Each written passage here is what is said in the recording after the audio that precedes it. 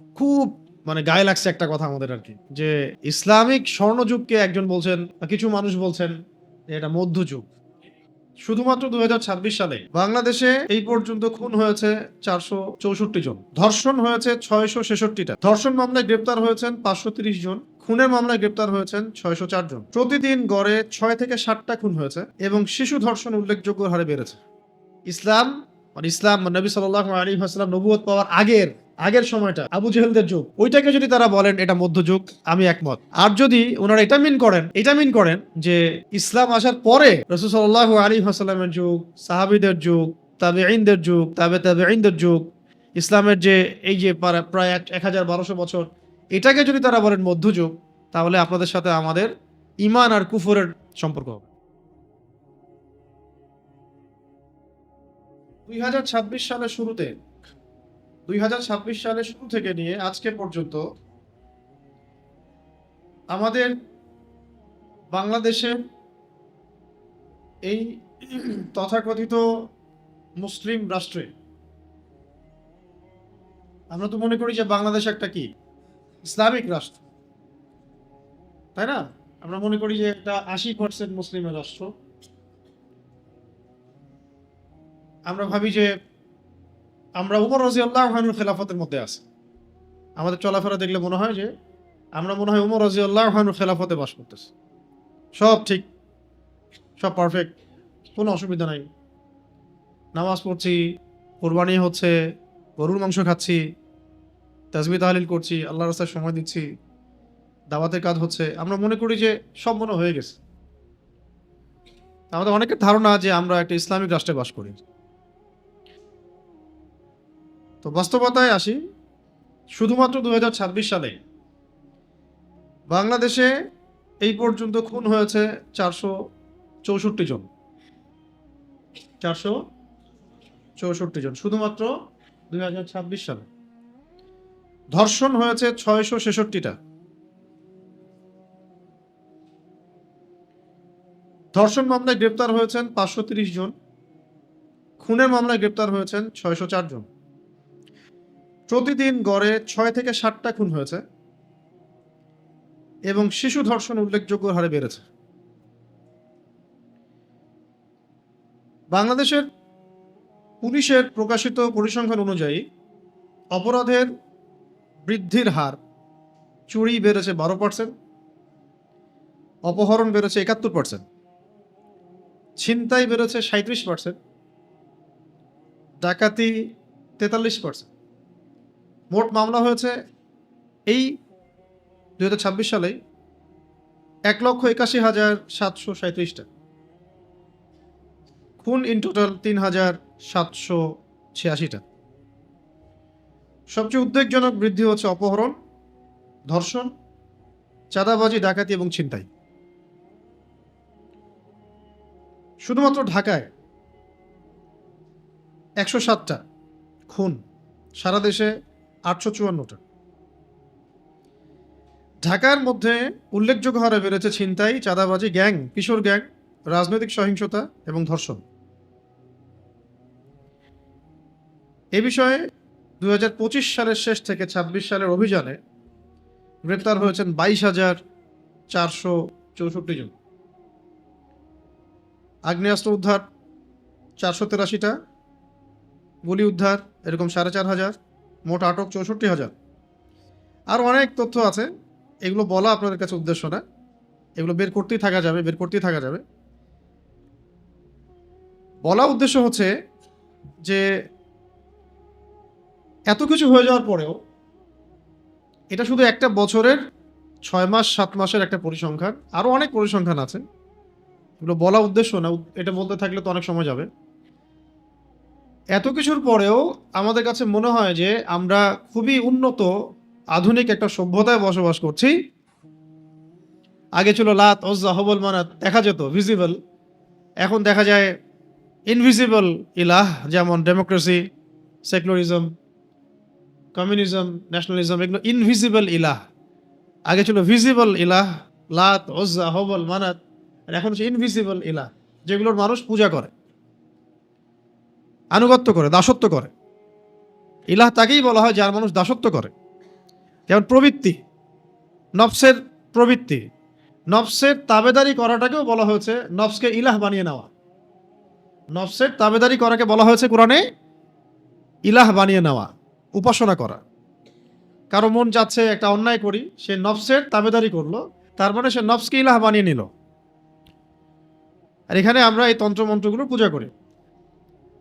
ওই 1500 বছর আগের জাহেলি যুগে অর্থনৈতিক প্রধান সমস্যা ছিল রিবা, সুদ। রিবা মানে সুদ। এখন পুরো ওয়ার্ল্ডের ব্যাংকিং সিস্টেম হচ্ছে সুদ ভিত্তিক। কোনো দেশের সেন্ট্রাল ব্যাংক বাকি নাই যেটা সুদের আওতায় না, এবং সেই সেন্ট্রাল ব্যাংকগুলোর আন্ডারে যে ব্যাংকগুলো আছে, এনজিওগুলো আছে, সব সুদ ভিত্তিক। কেউ সরাসরি খায়, কেউ ঘুরায় খায়, এতটুকুই পার্থক্য, বাট সবাই সুদ খায়। ইভেন আমরা যে কারেন্সি ব্যবহার করি, কাগজের টাকা, ইলেকট্রনিক মানি, এর মধ্যেও সুদ আছে। আমরা কেউই সুদ থেকে বাইরে নাই। হয়তো এই কারণেই আমরা অনেক দোয়া করি, আমাদের অনেক দোয়া হয়তো কবুল হয় না, কোনো না কোনোভাবে আমরা সুদের সাথে সম্পৃক্ত আর কি। আপনি, আমি, XYZ, এভরিবডি। যদি কেউ এখান থেকে বের হয়ে থাকতে পারে, সে নিঃসন্দেহে আল্লাহ পাকের বড় অলি, বুজুর্গ বান্দা, যাদের সংখ্যা কম।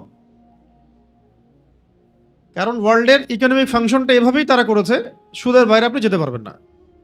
কিন্তু এটাও আইয়ামে জাহিলিয়াতের সেই রিবার ধারক ও বাহক এই সভ্যতা। বরং আইয়ামে জাহিলিয়াতে সুদটা ছিল একটা লিমিটেড জায়গায়, এখন এটা পুরো ওয়ার্ল্ড ওয়াইড গ্লোবালাইজেশন হয়েছে। গ্লোবালাইজেশন আমরা যেটা বলি। এছাড়া আইয়ামে জাহিলিয়াতে কাগজের টাকার মতো প্রতারণা ছিল না। আইয়ামে জাহিলিয়াতে মানুষ কেনাবেচা করতো দিনার দিয়ে, দিরহাম দিয়ে, দিনার এবং দিরহাম দিয়ে, যার অন্তর্নিহিত মান ছিল, ইকোনমিক্সের ভাষায় বলে ইন্ট্রেন্সিক ভ্যালু ছিল, অন্তর্নিহিত মান ছিল। মানে একটা সোনার দিনারের মান এই দিনারের মধ্যেই আছে।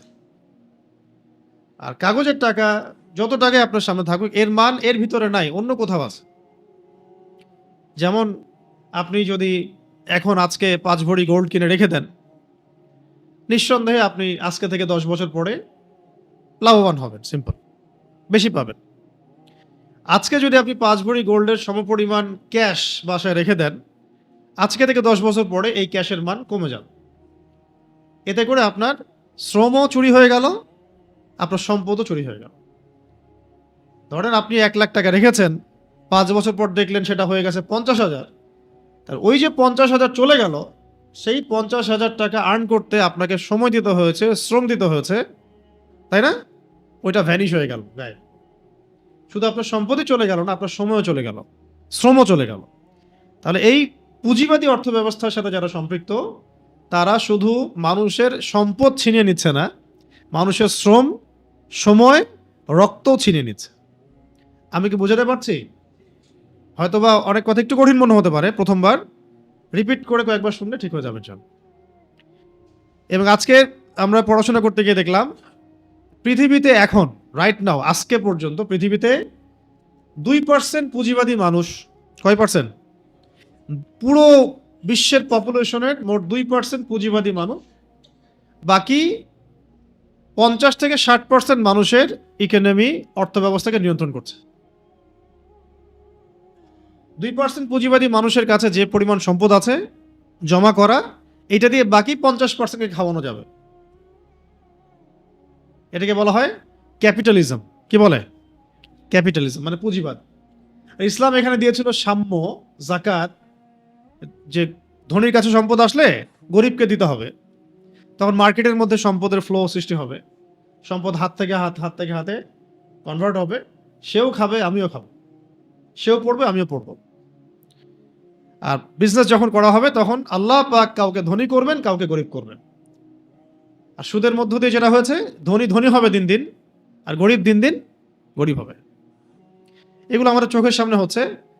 আমাদের এগুলো নিয়ে তো মাথা ব্যথা খুব একটা নাই। আমাদের মাথা ব্যথা হলো ওই যে হাত বাঁধবো কোথায়, তারপরে জোরে আমি নাচতে আনি, তারপরে আমাদের মোজার উপরে মাসাজ করব, চামড়ার মোজা হতে হবে নাকি আবার কাপড়ের মোজা হলেও হবে। হ্যাঁ, আমাদের তো ইস্যু অনেক, কে কয়টা বিয়ে করলো, তাই না? কোন গণক কি বললো, কোন জ্যোতিষী কি বললো, এইগুলোই। তো এটা আসলে খুবই লজ্জার। জাতিগতভাবে আমরা কেন জানি এইরকম, এটা আমাদের জন্য লজ্জার যে মূল জায়গাটার দিকে ফোকাস না করে আমরা পড়ে থাকি ডালপালা নিয়ে। এই সুযোগে কাফের, মুশরিক, মুরতাদ, মুনাফিক যারা ইসলামের দুশমন, এরা এমনভাবে আমাদেরকে এখন পেঁচিয়ে ধরছে, একটু পরেই বুঝতে পারবেন যে আমরা এখান থেকে এখন আর বের হতে পারতেছি না। এখন রাইট নাও আপনি এখান থেকে বের হতে পারবেন। আমি 1 ঘন্টা গলা ফাটায় বললেও পারবো না। আপনি যদি আমাদেরকে এখন এদেশের প্রেসিডেন্ট বানায় দেন তাও পারবো না। যাকেই দেন সে পারবে না, যতক্ষণ পর্যন্ত না পুরো সিস্টেমটা চেঞ্জ হয়। এখন আসেন, এই যে রিবার ফিতনা, এটাকে আল্লাহ পাক কি বলেছেন? আল্লাহ পাক বলেছেন, হে মুমিনরা শুনো, তোমরা আল্লাহকে ভয় করো, ওয়াযারু মা বাকিয়া মিনার রিবা, এই সুদের যে অংশটুকু আছে এটা ছেড়ে দাও। ইন কুনতুম মুমিনিন, যদি মুমিন হয়ে থাকো তাহলে ছেড়ে দাও। ওয়া ইল্লাম তাফআলু, তোমরা যদি সুদকে না ছাড়ো তাহলে ফাযানু বিহারবিন মিনাল্লাহি ওয়া রাসূলিহি, তাহলে আমি আল্লাহ পাক বলছেন আমার সাথে এবং আমার রাসূলের সাথে, মানে মুহাম্মদ সাল্লাল্লাহু আলাইহি ওয়াসাল্লামের সাথে যুদ্ধের ঘোষণা শুনে রাখ। কার কথা এটা? আল্লাহ পাকের কথা। সূরা বাকারা খুলেন, শেষের দিকে পাবেন। আবার নবী সাল্লাল্লাহু আলাইহি ওয়াসাল্লাম বলেছেন, কেউ যদি 1 দিরহাম সুদ খায় সে যেন 36 বার জিনা করবে। এই এলাকায় যদি আপনি জানেন যে ওই ছেলেটা, ওই মেয়েটা 36 বার জিনা করছে, তার দিকে নিশ্চয়ই আপনি খুব ভালো চোখে তাকাবেন, তার বাসায় দাওয়াত খাবেন, তার সাথে আপনার মেয়ের বিয়ে তো দিবেন নিশ্চয়ই। কিন্তু বাস্তবতা তো হচ্ছে ব্যাংকার দেখলে বিয়ে দিতে খুব মন চায় আপনাদের, তাই না? এটা বাস্তবতা। আর দিনদার ছেলে ফিরায় দেন, তোর তো কিছু নাই, টাকা নাই, পয়সা নাই, আমার মেয়েকে খাওয়াবে কি, ভাগ এখান থেকে, নাকি? আপনার এরকম না? আরো আছে, আরো ডেঞ্জারাস কথা হচ্ছে, নবী সাল্লাল্লাহু আলাইহি ওয়াসাল্লাম বলেছেন, নবীর নাম আসলে কি পড়বো? তিনি বলেছেন, সুদের পাপের 70টা শাখা আছে, তার সবচেয়ে নিচু শাখা হচ্ছে নিজের মাকে বিয়ে করা। আরো বলেছেন তিনি সাল্লাল্লাহু আলাইহি ওয়াসাল্লাম, 4 শ্রেণীর মানুষকে আমি অভিশাপ দিলাম। কি দিলেন? অভিশাপ, লাআনাত। যে সুদ খায়, যে সুদ দেয়, যে সাক্ষী থাকে, যে লিখে রাখে। যে খায়, যে দেয়, সাক্ষী থাকে, লিখে রাখে। ধরেন এখানে একটা পতিতালয় আছে, নাউজুবিল্লাহ, ধরেন একটা এলাকায় আছে, আছে তো অনেক জায়গাতেই, বাংলাদেশে তো আছেই, এবং এগুলো তো আবার কোনো সমস্যা না। সমস্যা হচ্ছে পুরুষ মানুষ যদি 2টা বিয়ে করে তাহলে সমস্যা। পতিতালয়ে কোনো প্রবলেম না। 20 বছরের একটা ছেলে যদি বিয়ে করে তাহলে সমস্যা। 17 বছর একটা মেয়ে যদি বিয়ে করে তাহলে সমস্যা। 17 বছরের মেয়ে 10 বার জিনা করলে কোনো সমস্যা নাই। 20 বছরের ছেলে 10 বার জিনা করলে কোনো সমস্যা নাই। ও যদি স্বেচ্ছায় পতিতালয়ে যায় তাও কোনো সমস্যা নাই। কিন্তু ও যদি বিয়ে করে, মহামুসলিম। শুধু শুধু বিয়ে নিয়ে যে জাহালাত আমাদের সমাজে, এটাই দূর হয় নাই। আমরা এখানে চাচ্ছি ইসলামী আইন বাস্তবায়ন করতে, আল্লাহর দিন কায়েম করতে। কত দীর্ঘ লড়াই আমাদের, ভাববেন বসে বসে। আমি দেখাচ্ছি, মানে এটা যে এই জাহালাতটুকুই যে যায় না, এটা দেখাচ্ছি আপনাদেরকে। ধরেন আমাদের এক ভাই, এই কাকে বলবো, আমাদের এক ভাইয়ের নাম আমি জানতাম, আমি কেমন ভাবতেছিলাম যে ওনার নাম আব্দুল্লাহ। আব্দুল্লাহ ভাই, ধরেন আব্দুল্লাহ ভাইয়ের বয়স হচ্ছে 25। কত? ভাই বিয়ে করছে একটা মেয়ের বয়স 40 বা 45। তারা সারা জীবন সুখে থাকলেও সমাজ সুখে থাকবে না। জাহালাত, সমাজে কি জাহালাত, তাদের কোনো সমস্যা নাই, সমাজের সমস্যা, রাষ্ট্রের সমস্যা। আর একজন একজন আচ্ছা, আমার টপিক এটা না, সিরিয়াস টপিক, তো ওইদিকে কম কথা বলতে হবে। একটা মেয়ের বয়স ধরেন 20 বছর বা 25 বছর, সে বিয়ে করেছে একজন পুরুষের বয়স 50। ইসলামে জায়েজ, না না যায় যায়। তারা সারা জীবন সুখে থাকলেও সমাজ সুখে থাকবে না। আব্দুল্লাহ ভাই ধরেন একটা বিয়ে করছে, একটা বিয়ে দিলাম, ধরেন 30 বছর গিয়ে একটা বিয়ে করছে, এখন মাশাআল্লাহ তিনি আরো একটা করছে ধরেন, এটা সুন্নত না, একাধিক বিয়ে করা সুন্নত না, ফরজও না, জায়েজ। কথা বুঝবেন, এটা কি জায়েজ, বৈধ, হালাল, অবৈধ না। আবার এমন না যে করতেই হবে সুন্নত, এরকম না বিষয়। ওনার সামর্থ্য আছে, চাহিদা আছে, করছে, ওনারা সুখে আছে, সমাজ সুখে থাকবে না। ঠিক আছে? যদি ব্যভিচার হয়, জিনা হয়, তাহলে এটা নিয়ে কোনো কথা হবে না, হালালে গেলে কথা হবে। তো ধরেন একটা হারাম পতিতালয় কোথাও আছে, সেখানে কেউ চাকরি করে, কেউ ম্যানেজার, কেউ গার্ড, কেউ সিকিউরিটি গার্ড, কেউ দালাল, আর এই মানুষগুলোর বাসায় যদি আপনাকে দাওয়াত করা হয়, আপনি খাবেন না? বুঝতে পারি নাই। ধরেন একটা এলাকায় একটা পতিতালয় আছে আর কি, ওখানে কেউ কাজ করে, ওয়ার্কার, কেউ ম্যানেজার, কেউ রেজিস্ট্রি করে, কেউ এগিয়ে দেয়, কেউ সিরিয়াল ওয়াইজ লিস্ট করে, কেউ অর্ডার নেয়, কেউ গার্ড, সিকিউরিটি গার্ড, কেউ নাইট গার্ড। একটা তো প্রতিষ্ঠান চলে, অনেক কিছু থাকে না?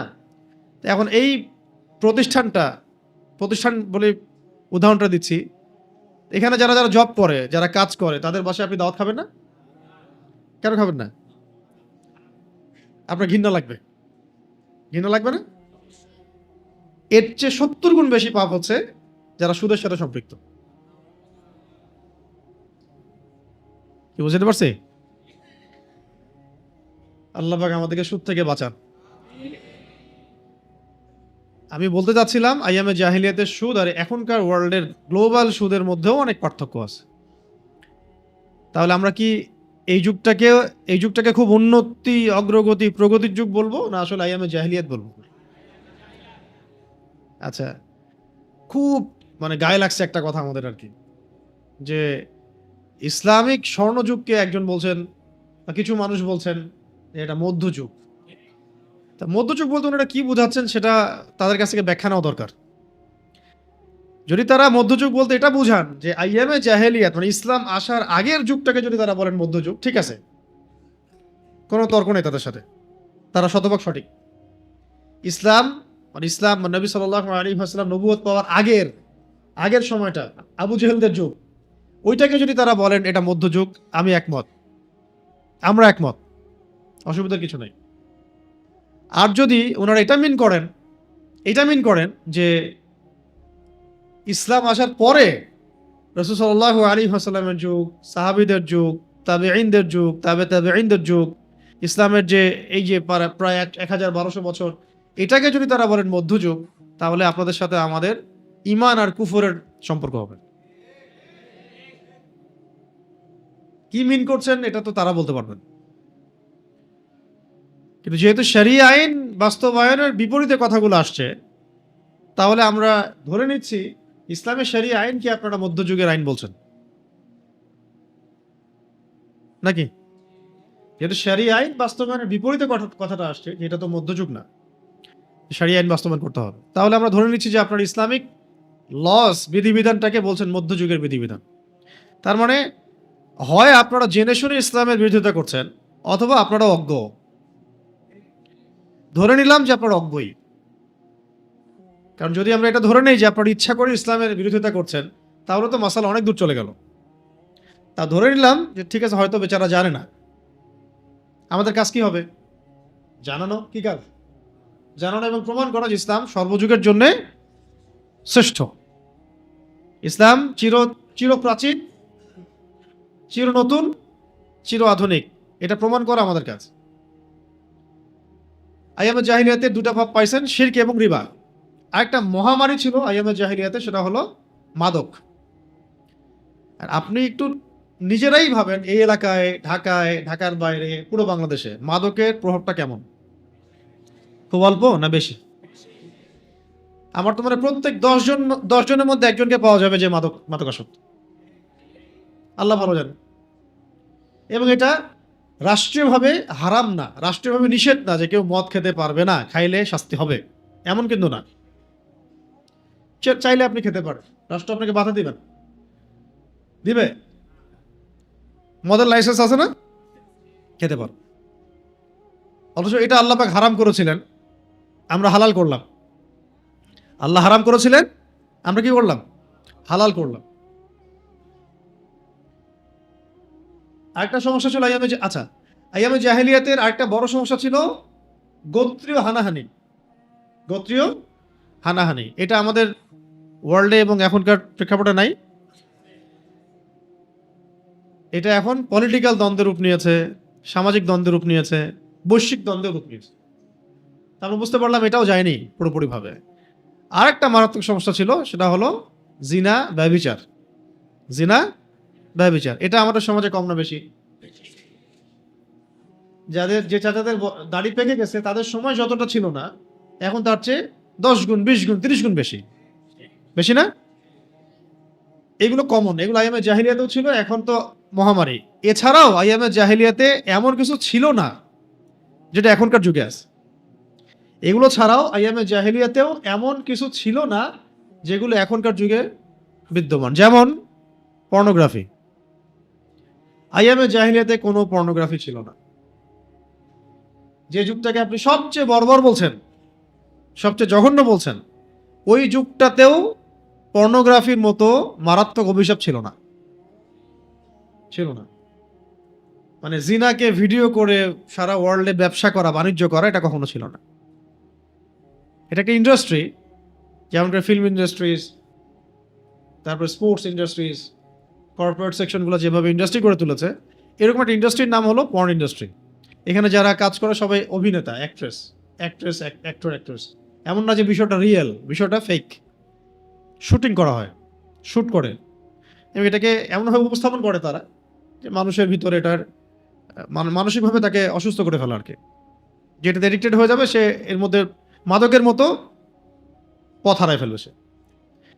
এবং এই যে শিশু ধর্ষণ ইত্যাদি যে শব্দগুলো আসছে না, এটা তো সবাই বুঝি যে এটা তো আসলে বাস্তবিক না, পসিবল না। একটা মানুষের মধ্যে এরকম চাহিদা কিভাবে আসতে পারে? এটার মূল কারণ হচ্ছে মাদক এবং পর্নোগ্রাফি।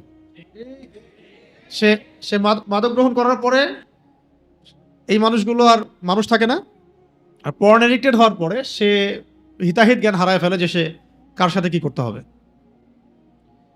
এখান থেকে বের হওয়ার রাস্তা একটাই, সেটা হলো নবী সাল্লাল্লাহু আলাইহি ওয়াসাল্লামের সিরাত। সিরাত ছাড়া বের হতে পারবেন না।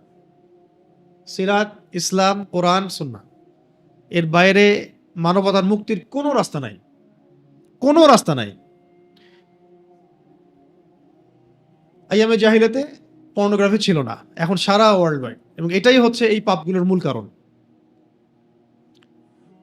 পর্ন সাইটগুলো বন্ধ না করলে রেপ বন্ধ হবে না। সেটা যে কোনো মাদ্রাসায় হোক, স্কুলে হোক, আর কলেজে হোক, কোনো জায়গায় বন্ধ হবে না। আপনি তো প্রশ্ন আসতে পারে যে এটা তো অনেক মাদ্রাসারও ঘটনা এমন। হ্যাঁ, হতে পারে। দেখেন মাদ্রাসায় যারা এগুলোর সাথে সম্পৃক্ত হয়েছে তাদের সাথে পর্নোগ্রাফি সম্পর্ক আছে। সে পর্ন এডিক্টেড, এই কারণে সে মাদ্রাসাতেও এই কাজটা করছে। এটা বন্ধ করাটা জরুরি কাজ ছিল। এটা না বন্ধ করতে পারলে, সাইটগুলো বন্ধ না করতে পারলে এটা কখনোই বন্ধ হবে না। তারপরে মাদক, উন্মুক্ত মাদক রেখে দিলে মানুষ মাদক খাবে, হিতাহিত জ্ঞান হারায় ফেলবে, তখন যে কোনো পাপ সে করতে পারে। প্রবলেম একটা না, প্রবলেম এখানে অনেক। মাদক problem, pornography problem, free mixing problem, আইন না থাকা প্রবলেম, আইন বাস্তবায়ন না হওয়া প্রবলেম, দৃষ্টান্তমূলক শাস্তি বাস্তবায়ন না হওয়া প্রবলেম, অনেক প্রবলেম। এরপরে সামাজিক সচেতনতা আছে, আমাদেরও অনেক গাফেলতি আছে। সবকিছু মিলিয়েই সমস্যার গোড়া হচ্ছে আমরা পরিপূর্ণ ইসলামী শরিয়ার মধ্যে আসতেছি না। সমস্যা একটা ডালপালা নাড়াচাড়া করে সমাধান হবে না। যদি আগামী 7 দিনের মধ্যে এই ঘটনাটার, সাম্প্রতিক ঘটনার বিচার হয়ও, তার মানে এই না যে প্রবলেম সলভ হয়ে গেছে, বরং একটা প্রবলেমের সাময়িক সলিউশন আপনি দিয়েছেন।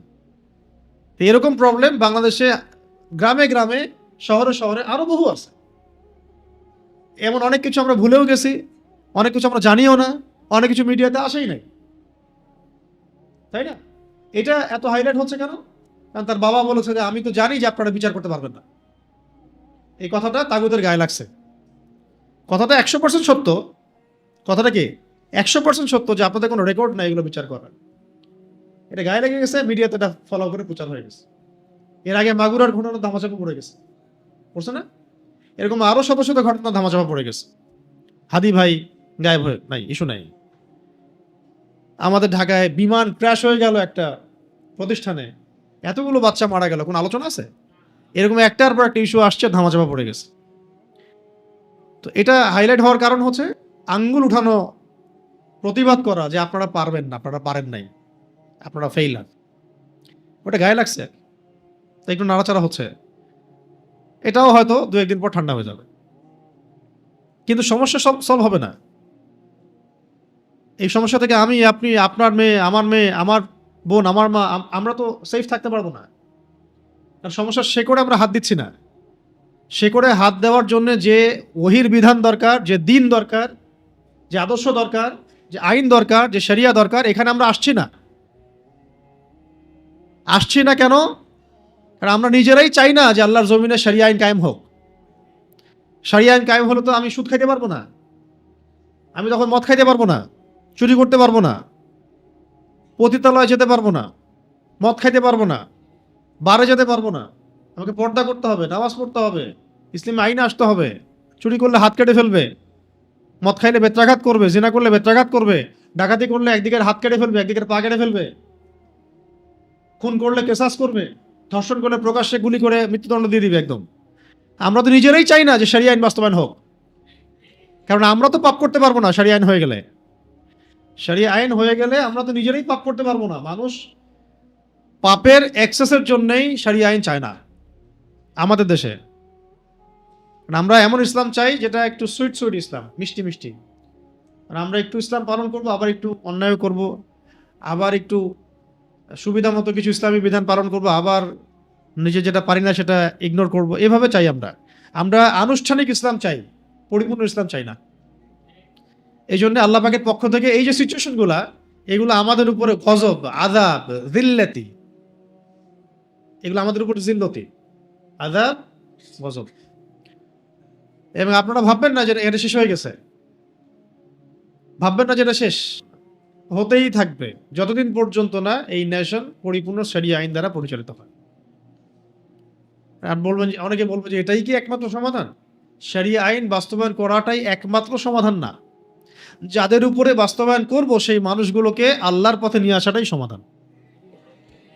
দাওয়াতও চলবে, ইসলাহ চলবে, সংস্কার চলবে, তাসকিয়া চলবে, আবার আইনও থাকবে।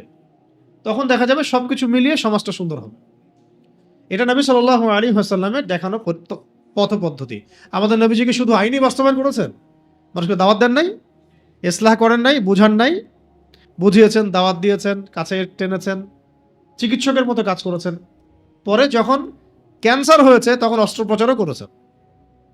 যেখানে ক্যান্সার সেখানে কি করছেন? অস্ত্রোপচারও করেছেন।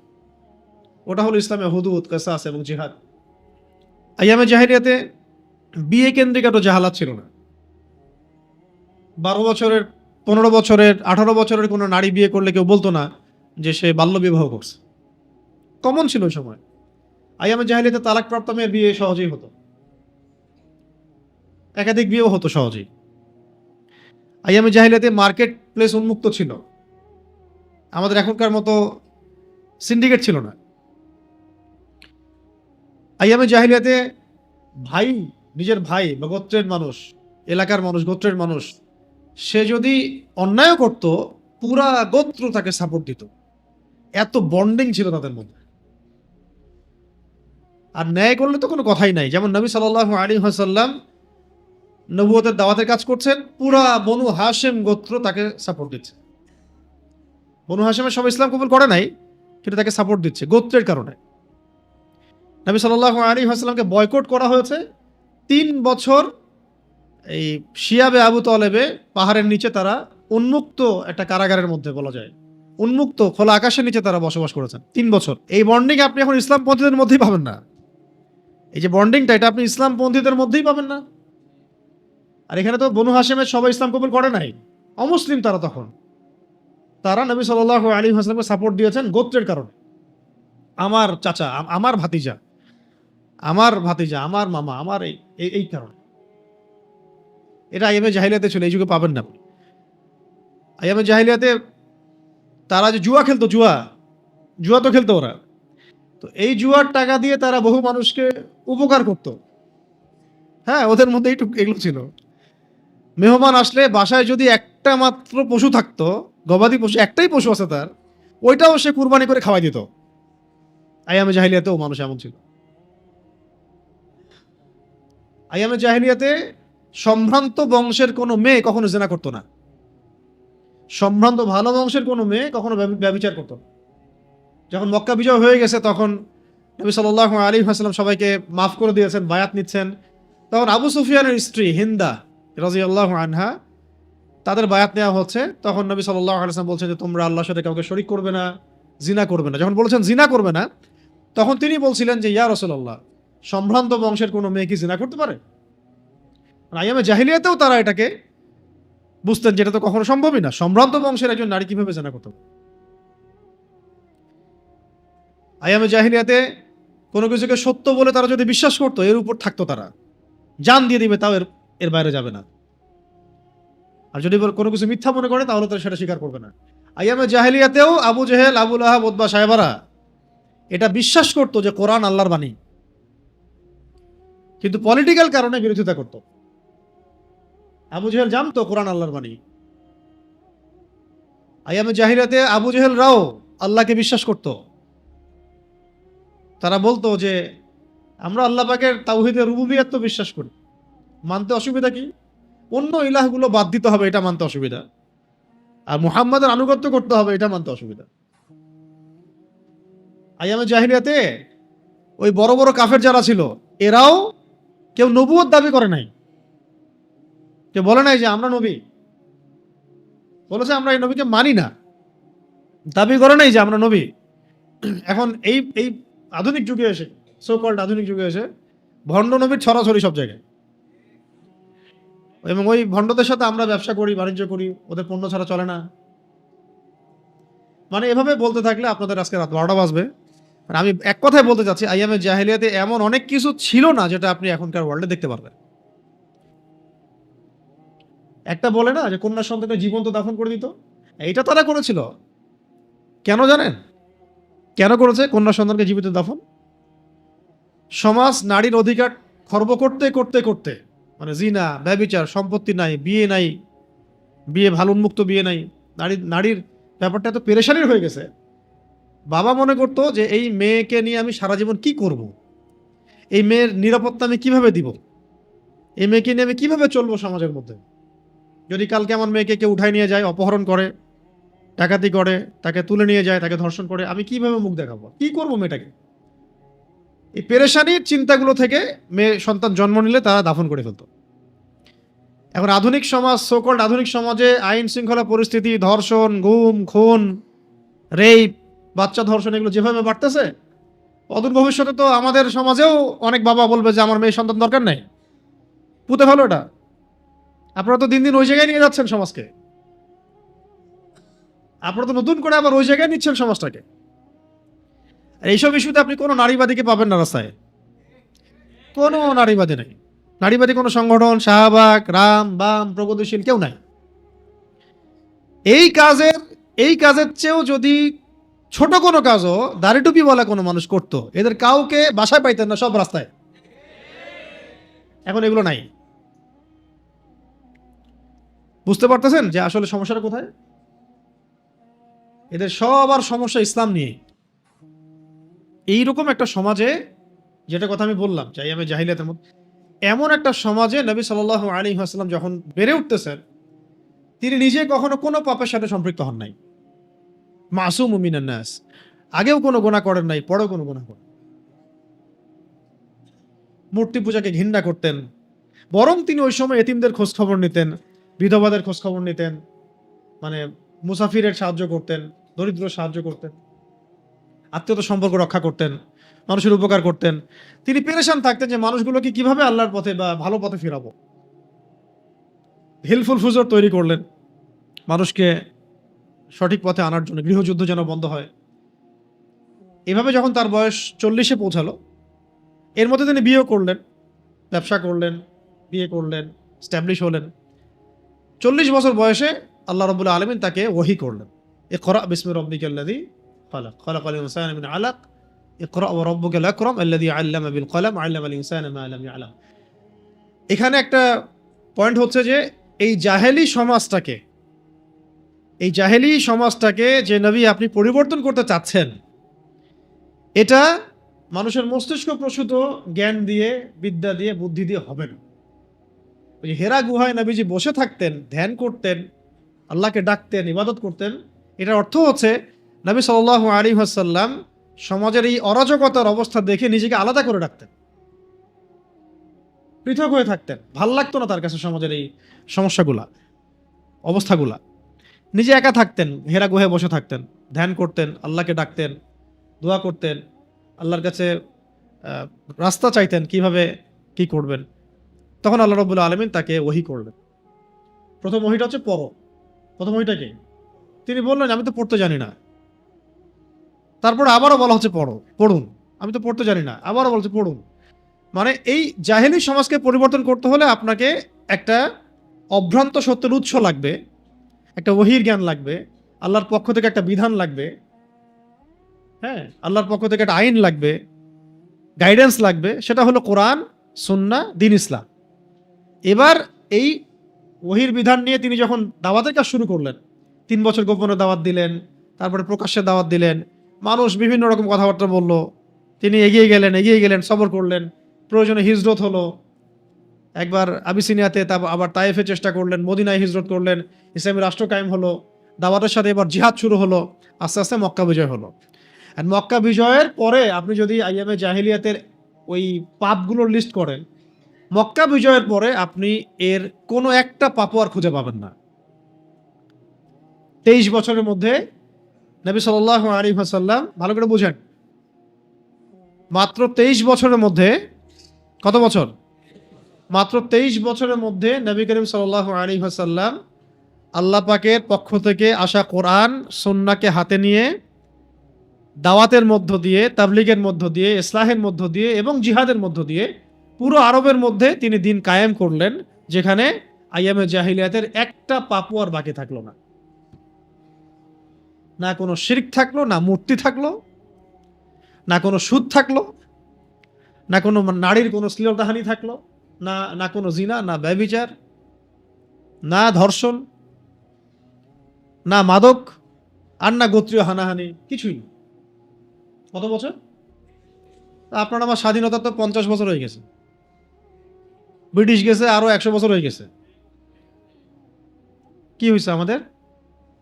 কিছুই হয়। ওই সময় মদিনা আইন নাজিল হচ্ছে যে এখন যদি কেউ কাউকে অন্যায়ভাবে হত্যা করে, তাহলে হত্যার বদলে হত্যা করবে। এটাকে কি বলে? কিসাস। কি বলে? কিসাস। ওই যে আমরা সূরা বাকারায় পড়ি, কুতিবা আলাইকুমুল কিসাস, কুতিবা আলাইকুমুল কিসাস ফিল কতল, আল হুররু বিল হুররি ওয়াল আবদু বিল আবদি ওয়াল উনসা বিল উনসা।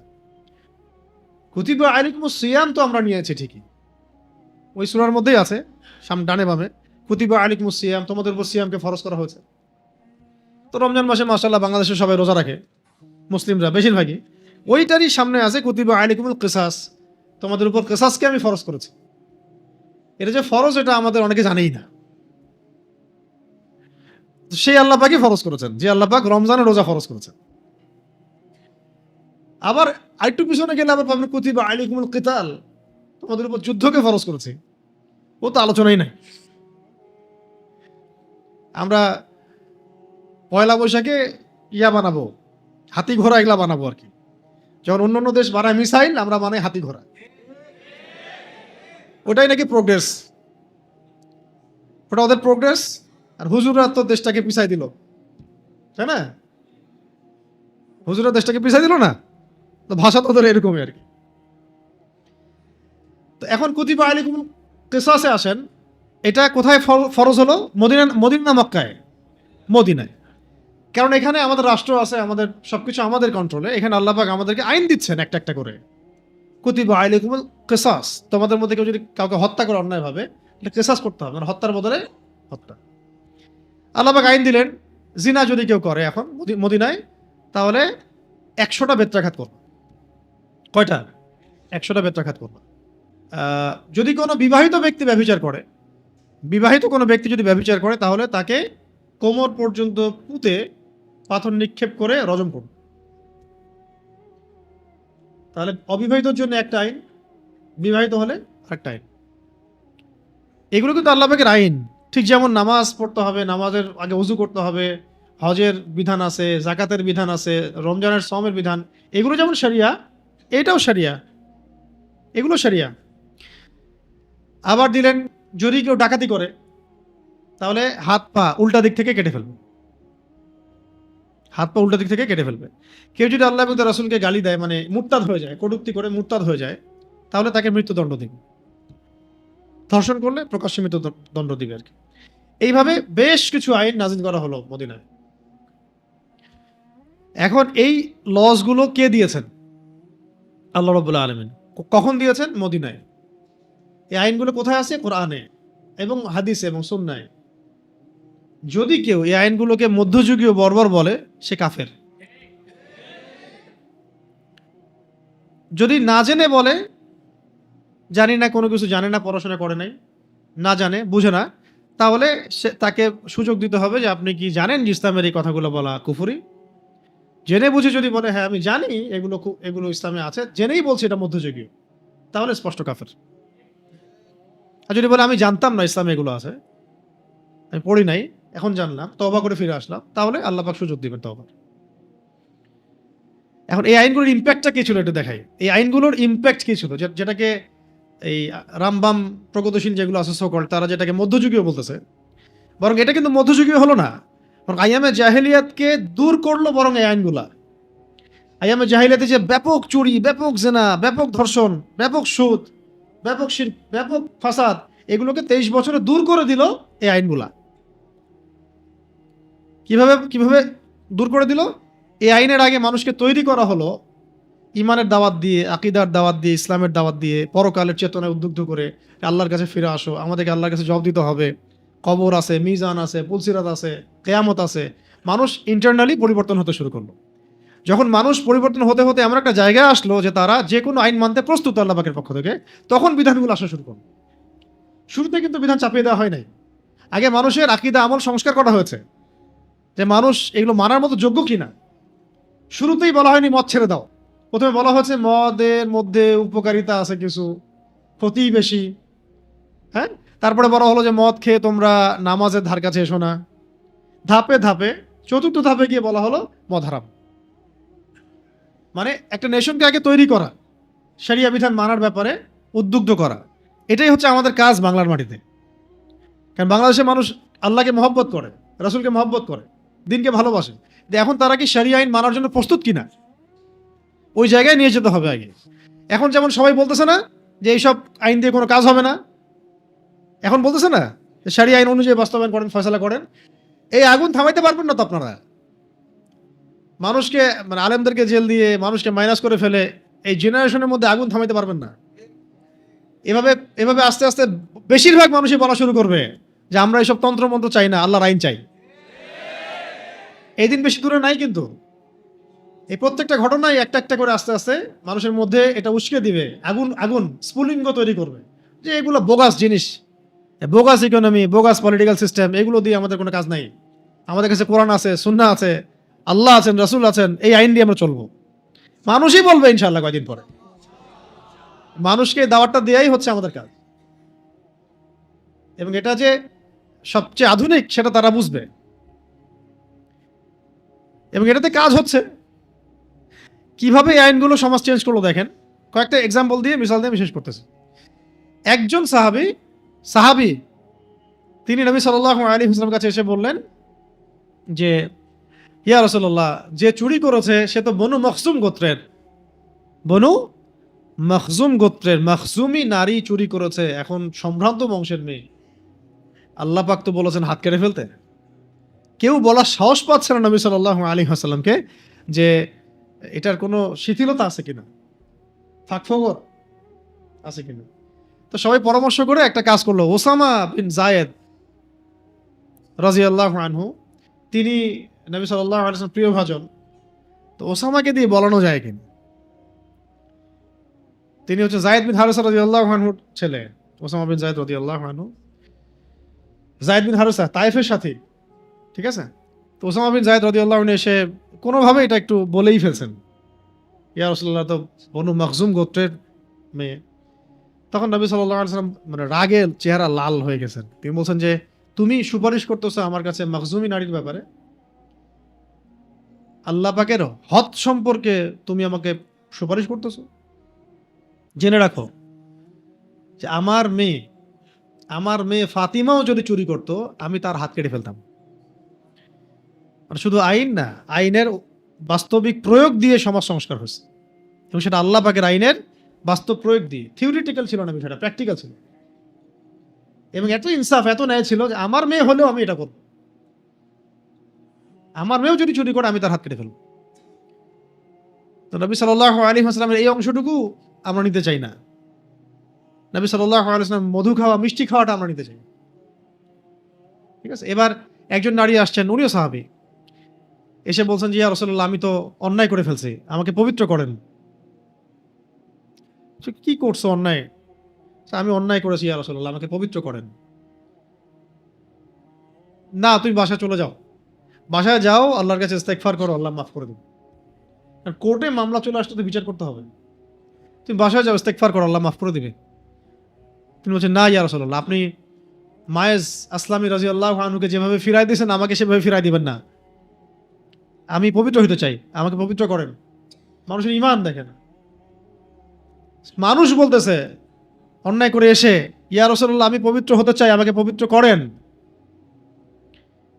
তিনি বলছেন যে, তুমি কি এমন অন্যায় করেছো? তিনি বলছেন, আমি গর্ভবতী হয়ে গেছি ইয়া রাসূলুল্লাহ। তো নবী সাল্লাল্লাহু আলাইহি ওয়াসাল্লাম বলছেন যে, বাসায় যাও, আল্লাহর কাছে ইস্তেগফার করো, সন্তান জন্ম হোক, তারপরে দেখা যাবে কি করা যায়। সন্তান জন্ম হলো, নিয়ে আসলেন সন্তানকে কোলে করে, দুধের বাচ্চা। ইয়া রাসূলুল্লাহ, আমার বিচার করে দেন। তিনি বললেন যে, সন্তান ছোট, এখন দুধ পান করবে, দুধ পান করানো শেষ হোক, তারপরে বিচার করবেন। দুধ পান করানো শেষ, রুটি খাইতে শিখছে, কোর্টে আসছেন, বিচার করে দেন ইয়া রাসূলুল্লাহ। নবীজি বললেন সাল্লাল্লাহু আলাইহি ওয়াসাল্লাম, আনসারী সাহাবীদের মধ্যে তোমরা কে আছো, হে আমার সাহাবীরা কে আছো যে এই বাচ্চার দায়িত্ব নিতে পারবা? একজন বাচ্চার দায়িত্ব নিলেন। নবী সাল্লাল্লাহু আলাইহি ওয়াসাল্লাম বললেন, তো তোমরা তাকে নিয়ে যাও, রজম করো। আইন থেকে ফিরলেন না, নিয়ে যাও, রজম করো। তাকে রজম করা হচ্ছে, পাথর নিক্ষেপ করে রজম করা হচ্ছে। রক্তের ফিনকি এসে কোনো একজন সাহাবীর কাপড়ে লেগেছিল। সেই সাহাবী একটু তির্যক মন্তব্য করেছিলেন। তির্যক মন্তব্য হয় না একটু, যে উনি জেনা করেছেন, ওই রক্ত আমার এখানে এসে লাগলো। এটা শুনে নবী সাল্লাল্লাহু আলাইহি ওয়াসাল্লাম বলেছিলেন যে, তোমরা আমার সাহাবীকে ভালো মন্দ বলো না, গালি দিও না, তাচ্ছিল্য করো না। শুনে রাখো, এই নারী সাহাবী অন্যায় করার পরে যে পরিমাণ তওবা করেছেন, এই তওবা যদি পুরা মদিনার মধ্যে বন্টন করে দেওয়া হয়, কম হয়ে যাবে।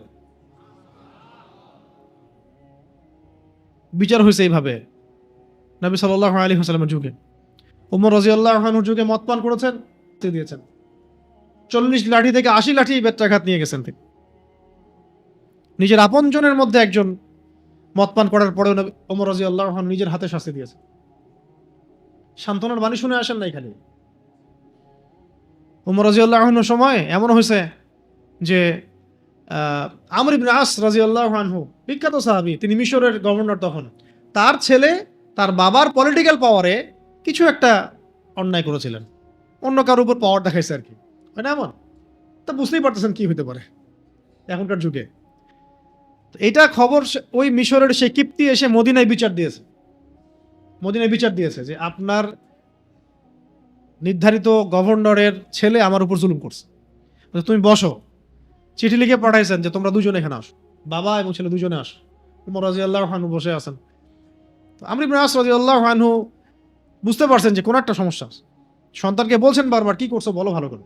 সে সন্তান বলে না কি করছে ভালো করে। পরে যখন মসজিদে ডাকা হলো নামাজের পরে, তখন সেই মিশরের কিপ্তি বলল যে আমার উপর এই জুলুম করেছে, সম্মানিত ছেলে আমার উপর জুলুম করেছে। নিজের হাতের দোররা তার হাতে উঠাই দিলেন লাঠি দিয়ে, বলেন যে ইদরিব ইবনুল আকরামিন, আমাদের সামনে সম্মানের ছেলেকে মারো এখন। ইদরিব ইবনুল আকরামিন, আমাদের সামনে সম্মানের ছেলেকে মারো। এটা মানুষ দেখছে। মারতে মারতে ক্ষান্ত হওয়ার পরে তিনি জিজ্ঞাসা করছেন যে তুমি কি সন্তুষ্ট হয়েছ? যে হ্যাঁ, আমি সন্তুষ্ট হয়েছি। তখন এটাও বললেন যে তুমি যদি চাও এই লাঠি দিয়ে পারলে তার বাবাকেও তুমি আঘাত করতে পারো, কারণ তার সন্তান তার বাবার পাওয়ারেই তোমার উপর জুলুম করেছে। ওমর রাদিয়াল্লাহু আনহুর যুগ, তাদের ভাষা এটা মধ্যযুগ, ফাসেকদের ভাষা এটা মধ্যযুগ, জালেমদের ভাষা এটা মধ্যযুগ। ইদরিব ইবনুল আকরামিন, সম্মানের ছেলেকে মারো সবার সামনে, বলতে পারবে? আমর ইবনে আস রাদিয়াল্লাহু আনহুকে নবীজি ওমর রাদিয়াল্লাহু আনহু বললেন যে শোনো আমর, যখন মানুষ তার মায়ের গর্ভ থেকে স্বাধীনভাবে বের হয়, তখন কিভাবে তো মানুষ তার উপর জুলুম করতে পারে? আমরা কিভাবে মানুষের উপর জুলুম করতে পারবো যখন মানুষ জন্মই নিচ্ছে মায়ের গর্ভ থেকে স্বাধীনভাবে? এত বড় স্টেটমেন্ট কে দিছে ইতিহাসে? নিজে খুতবা দিতে উঠছেন, মানুষ তার উপর আঙ্গুল তুলে বলেছেন যে আপনার খুতবা পরে শুনবো, আগে আপনি বলেন যে আপনার গায়ে 2টা জামা কোত্থেকে আসলো? একটা তো সবাইকে আপনি দিয়েছেন গনিমত থেকে, আরেকটা কোথা থেকে আসলো? তারপরে খুতবা শুরু করেন। জনগণ এইভাবে বলতে পারবে কথা এই আধুনিক যুগে? বলতে পারবেন জীবনে কথা? এর আগের তো 18 বছর ইতিহাস দেখেছেন, নবী সাল্লাল্লাহু আলাইহি ওয়াসাল্লামকে কটূক্তি করলে কোনো বিচার হয় নাই। কারো আব্বা আম্মা নানা নানি লিখেছেন, একদম গুম হয়ে গেছেন, শেষ।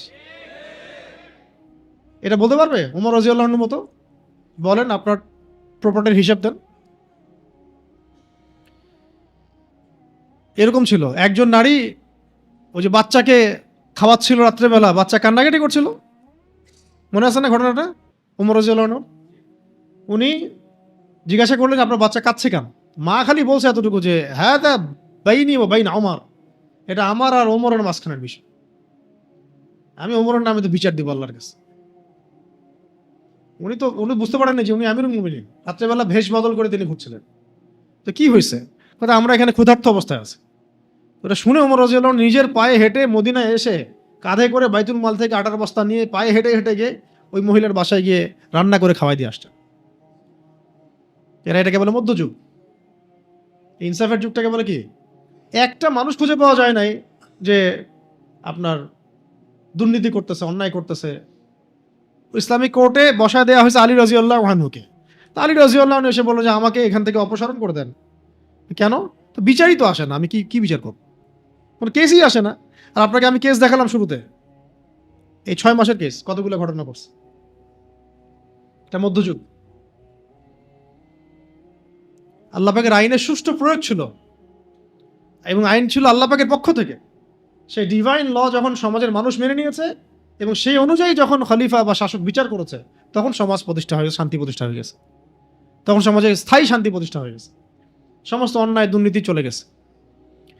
মানুষ জিনা করে এসে বলেছে আমি জিনা করছি, আমার বিচার করে দেন। হত্যার তো প্রশ্নই ওঠে না।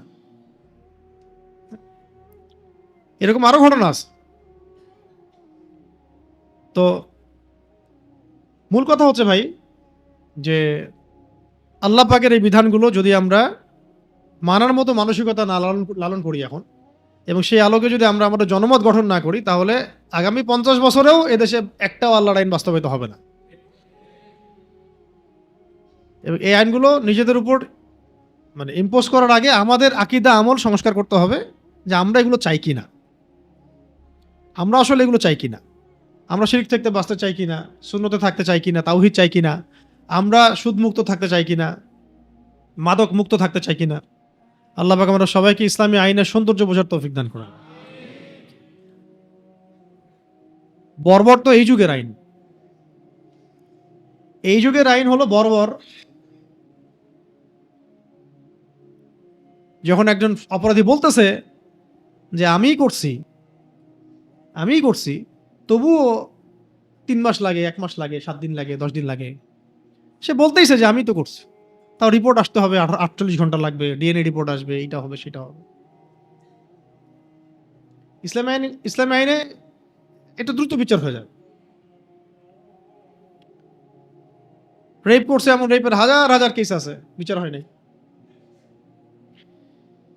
সমাধান একটাই, নিজেরা ইসলামের দিকে আসা, মানুষকে দাওয়াত দেওয়া এবং আল্লাহর জমিনে পরিপূর্ণ ইসলাম কায়েমের চেষ্টা করা। এখন হবে না জানি আমি সারা রাত গলা ফাটালেও কিছুই হবে না হয়তোবা, আপনারা কিছু জানবেন এতটুকুই। কিন্তু এই দাওয়াতের কাজ, তাবলিগের কাজ, এই মেহনত, ইসলামী সংগঠনগুলোর কাজ, এগুলো যত বেগবান হতে থাকবে, আস্তে আস্তে মানুষ ওই দিকে আসবে, মানুষ বুঝবে যে আসলে এর মধ্যে সমাধান আছে।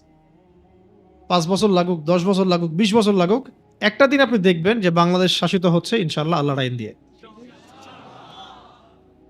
এইদিকে যদি জনগণ না আসতে পারে, তাহলে কাফেরদের মাইর ছাড়া আমাদের কপালে কিছু নাই। এটার জন্য আমাদের প্রতিবেশীর দিকে খেয়াল রাখেন, তাহলেই হবে। আশপাশের দিকে তাকান, দেখবেন যে আজকে থেকে 10 বছর আগে তারাও ভাবতে পারে নাই যেমন হইতে পারে। অতএব আমাদের সবাইকে আল্লাহ পাক যেন তার বিধানের দিকে ফিরে আসার তৌফিক দান করে, এবং এইটাকে আল্লাহ পাক ইসলাম বলেছেন, এবং ইসলামটাকে আল্লাহ পাক পরিপূর্ণ বলেছেন। এর বাইরে যত বিধান এটাকে জাহিলিয়াত বলেছেন। আফা হুকমুল জাহিলিয়াতি ইয়াবগুন, আল্লাহ পাক বলেছেন তারা কি জাহিলিয়াতের হুকুম চাচ্ছে? ইসলাম আসার পরে, এই বিধানগুলো আসার পরে তারা কি জাহিলিয়াতের বিধান চাচ্ছে? ওয়ালাহু আসলামা মান ফিস সামাওয়াতি ওয়াল আরদি তাওআন ওয়া কারহান ওয়া ইলাইহি ইরজিউন। অথচ আসমান জমিনের সমস্ত সৃষ্টি আল্লাহর সামনে আত্মসমর্পণ করেছে। শেষ করার আগে এটাও বলি, এই আত্মসমর্পণ মানে হলো সামি'না ওয়া আতা'না, শুনলাম মানলাম, শুনলাম মানলাম। ইব্রাহিম আলাইহিস সালামের মতো সন্তানকে রেখে আসতে হবে, প্রশ্ন নাই এখানে কোনো। সন্তানের মা বলছে আমাদেরকে কি আল্লাহর হুকুমে রেখে যাচ্ছেন? হ্যাঁ, কোনো প্রশ্ন নাই, ঠিক আছে আল্লাহই দেখবেন আমাদের। সন্তানকে বলা হচ্ছে আমি তোমাকে জবাহ করেছি, স্বপ্নে দেখছি, কি রায় তোমার? আল্লাহ যদি হুকুম করেন আপনি করেন। সন্তান বলছেন না আমি তো বাচ্চা, আমাকে কেন করবেন? বাবা বলছে না আল্লাহ আমার বাচ্চা একমাত্র, আমি কেন করব? প্রশ্নই নাই, সামি'না ওয়া আতা'না, শুনলাম মানলাম। এখান থেকে ইসলাম, এখান থেকে কি ইসলাম। ইয ক্বালা লাহু রাব্বুহু আসলিম ক্বালা আসলামতু লিরাব্বিল আলামিন। এগুলোই হজের, এই যে জিলহজের, আরাফার ঘটনাগুলো দেখেন, এই যে কাবা, মাকামে ইব্রাহিম, আপনার জমজম, সাই, সাফা মারওয়া, মিনা মুজদালিফা, আপনার কুরবানি, আরাফা, সব কিছু দেখবেন ওই ইব্রাহিম আলাইহিস সালামের ফ্যামিলির সাথেই সম্পৃক্ত। এখান থেকে ইসলাম, হুয়া সাম্মাকুমুল মুসলিমিন মিল্লাতা আবিকুম ইব্রাহিম। এই ইসলামে আসতে হবে, এটাই সমাধান। এখন কিছু মানুষ জেনেও না জানার ভান করতেছে, আর কিছু আছে আসলে অজ্ঞ।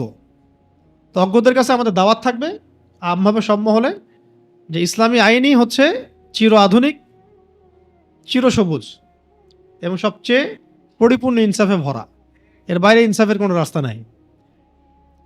আর যারা জেনে শুনেও বিরোধিতা করতেছে, কুফরি করতেছে, এদের সাথে জবানের যুদ্ধর দিন শেষ হয়ে গেছে, এবং ইসলামের এই বিজয়টা তাদের সাথে রক্তের নদী পার হয়েই হবে ইনশাআল্লাহ। আল্লাহ পাক আমাদের সবাইকে দিনের জন্য জানমাল, সময়, শ্রম সবকিছু উৎসর্গ করার তৌফিক দান।